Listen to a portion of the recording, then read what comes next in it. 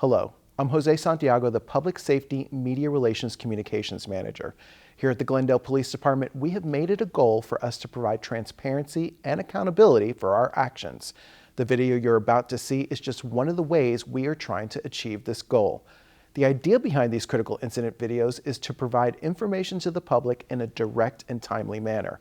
We will do so with not only photographs, but by using video collected by our officers' body-worn cameras.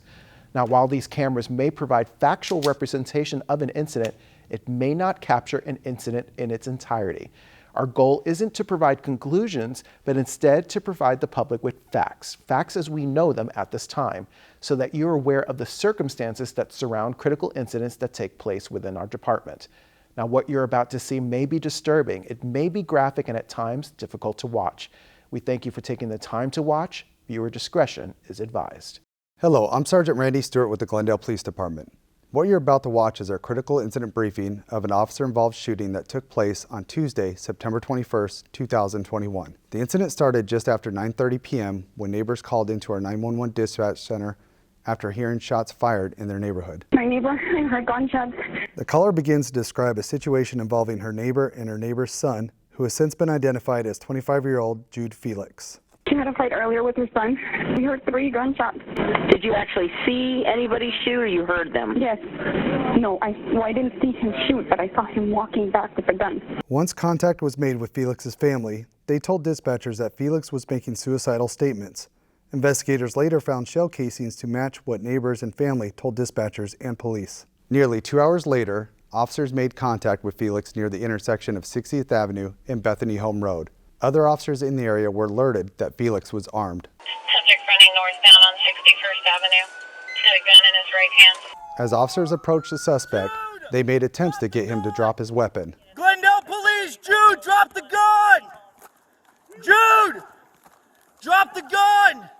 There's nothing you haven't done you can't come back from! But Felix continued to walk, disobeying officers' commands, and at one point turns toward officers, still armed, firing at least one round. When you slow down the footage, you can see the bullet strike before officers returned fire. From another angle, you can see here where Felix is armed and shoots toward officers before they shoot back.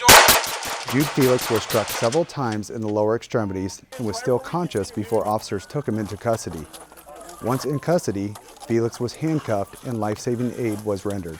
Jude Felix was taken to a local hospital where he was treated for his injuries.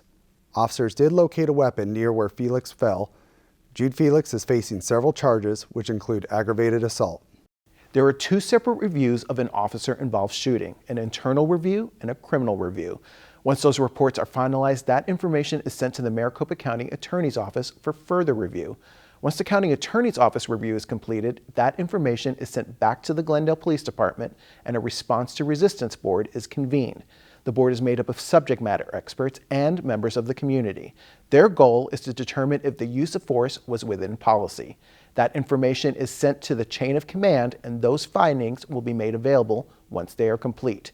Please note, this process may take anywhere from several months to a year.